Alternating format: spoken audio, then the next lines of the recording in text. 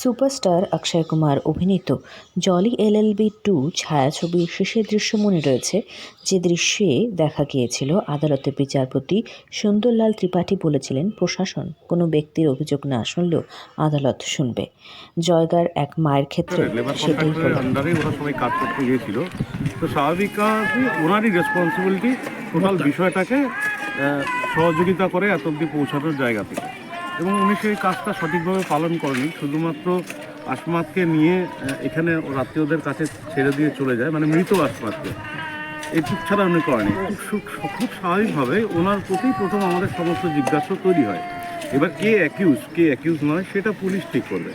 আমাদের কাছে যেই জায়গায় ম্যাটারটা আসে সেটা হচ্ছে একজন নিপীড়িত মা, অসহায় মা, তিনি তার সন্তানের ডেথ সার্টিফিকেট নিতে পারছেন না, মৃত্যুর কারণ জানে না, এবং বিভিন্ন উচ্চ পদাধিকারীদের কাছে যাওয়ার পরেও তার কোনো উপায় বা রাস্তা উনি পাননি। সেই জায়গায় আসেন উনি আমাদের কাছে, এবং আমরা আমাদের তরফ থেকে আমাদের একটাই অবজেক্টিভ ছিল, মা তার ছেলের মৃত্যুর কারণ জানে না, সেটা আমাদের দায়িত্বের মধ্যে পড়ে, এবং আমরা সেই জায়গাটা করার জন্য হাইকোর্টে আমরা রিট ফাইল। আলিপুরদুয়ার জেলার ভুটান সীমান্তবর্তী জয়গার গোয়াবাড়ি এলাকার বাসিন্দা আসিরুল বিবি গতকাল বিকেলে ম্যাজিস্ট্রেটের উপস্থিতিতে পুলিশ কবরস্থ মৃতদেহ তুলে তা ময়নাতদন্তের জন্য উত্তরবঙ্গ মেডিকেল কলেজ ও হাসপাতালে পাঠায়।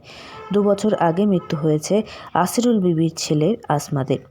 তবে ছেলের মৃত্যুর আসল কারণ জানতে থানা, জেলাশাসক, পুলিশ সুপার সর্বত্র গিয়েছিলেন তিনি, কিন্তু কেউ তার কথা শোনেননি বলেই অভিযোগ।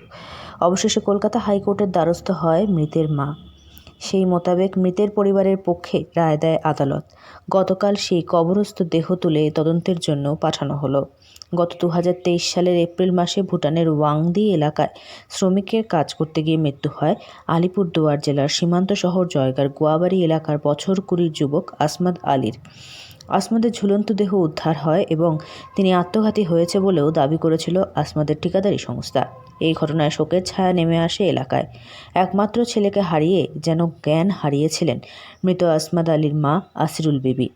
পরিবারের সম্মতিতেই সমাধিস্থ করা হয় তার দেহ। তবে ছেলের এই অস্বাভাবিক মৃত্যু কিছুতেই মেনে নিতে পারেননি তার মা। দেহ সমাধিস্থ করা হলেও ছেলের মৃত্যু নিয়ে কিছু লুকানো হচ্ছিল বলে দাবি করেছিলেন পরিবারের সদস্যরা।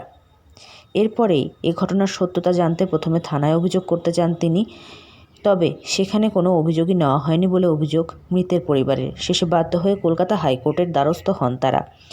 আসিরুল বিবি এদিন গোরস্থানের বাইরে ছিলেন যখন তার ছেলের কবর খুঁড়ে মৃতদেহ বের করা হচ্ছিল।